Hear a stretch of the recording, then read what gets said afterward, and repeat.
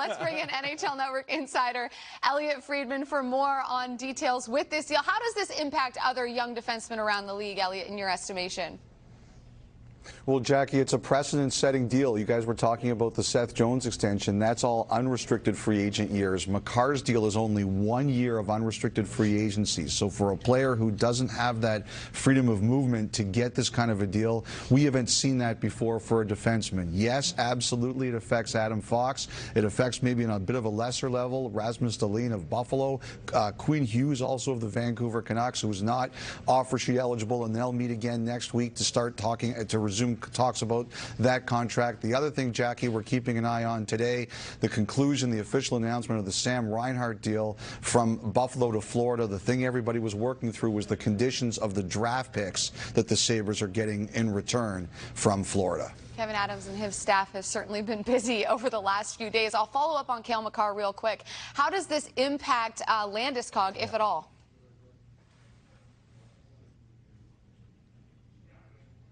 Oh, sorry. My apologies, Jackie. I didn't realize you were talking to me directly. I think the thing about Landeskog is obviously the #1 priority was Makar, and they wanted to get his deal done to see all of the space they had around it. I think that I expect that the Avalanche will resume negotiations with Landeskog at some point over the next couple of days.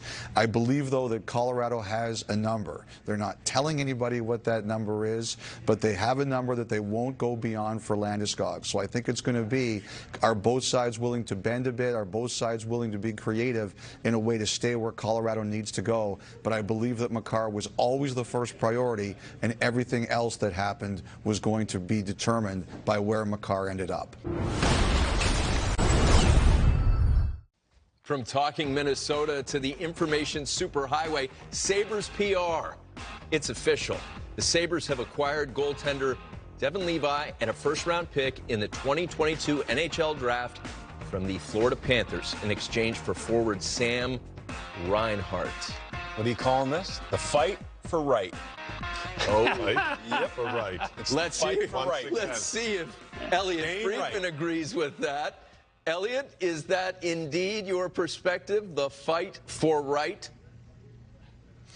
I think there's going to be a few of the teams, Tony, this year that are going to be in position where they're looking to do that. You look at what Arizona's done, you look at what Buffalo's done, there's definitely going to be some teams that are saying, look, we're going to take some pain in order to do some things for the future. Buffalo, they've talked about prospects and picks in just about every deal they've discussed. Arizona has taken on contracts to improve the number of picks it's gotten.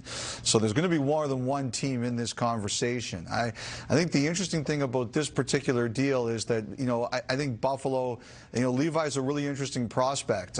He played really well for Canada at the World Juniors when he was hurt. And also they had Spencer Knight, the young goaltender of the future, who won the gold medal at that event. I just think Buffalo's looking for goaltending prospects, too. If you look at their overall situation at that position, with Ullmark testing free agency, they've got room there for people to play. I think the other thing that's going to be kind of interesting, and we talked about Eichel last night, Buffalo is still looking for a definite prospect pick-based deal there. I think they talked pretty heavily with Montreal yesterday. It was quiet last night. We'll see where anything here goes. So, looking back at the 2014 draft, here are the top 4 picks. Aaron Ekblad, Sam Reinhart, Leon Draisaitl, Sam Bennett. 3 of the 4 are now on the same team. And the other one is a Hart Trophy Art Ross winner. Turns out those 4 can play. Your reaction?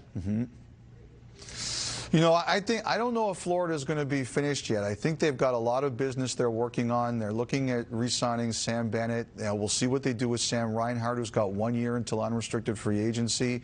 I think they're looking at doing some other deals for the likes of Venberg, Verhaeghe. They've got Barkov up in a year. I know they'd like to be proactive about that. And the other thing, too, is I think they're one of the teams, Tony, that's also made a pitch for Ryan Suter. Now, I think Suter will probably make his decision by around Monday. I've heard Dallas has been in there pretty hard. There have been the reports about the Islanders. We know how much Lou Lamoriello loves hearing Islanders rumors out there. But I think Florida's been around there, too. I think the Panthers are making a real push. I think they're going to be a really interesting team to watch. Also, one of the former Panthers, Keith Yandel, I think he's got some decisions to make, too, because there's been plenty of interest in him since he was bought out. Fascinating stuff. That consecutive game streak will always keep us intrigued.